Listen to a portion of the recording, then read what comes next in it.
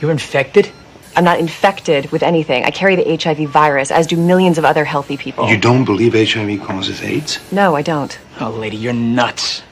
The woman was diagnosed with AIDS 14 years ago, but she hasn't fallen ill in all these years. The doctor asks her if she took AZT during pregnancy. The woman says she didn't. She doesn't understand why she should do that. The doctor tells her it's to prevent the baby from getting infected, and hopes she'll agree to have the baby tested. But she keeps questioning the doctor. Are you so sure AZT doesn't cause AIDS?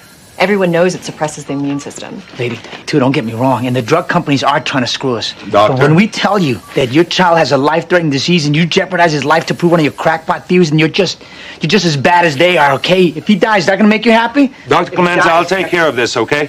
The doctor slams the door and storms out in anger. Luca has to ask the woman again, asks her if she had her daughter tested. The woman just turns her head, quietly looking at her crying daughter. Luca gets it right away. Finally, after some talking, the woman agrees to treat her son's pneumonia, but she refuses to have an AIDS test, and doesn't even want to talk about drug treatment. Luca doesn't understand why people can be like this. The nurse thinks for a moment, pushes the door open and walks in. She comes over and sits next to the woman, telling her about her own son's experience. When her son Alex was 5 years old, the doctor thought he might have meningitis and needed a spinal tap. She was worried and scared at that time. She didn't want her child to get hurt. The woman also said she didn't want anything to harm her son.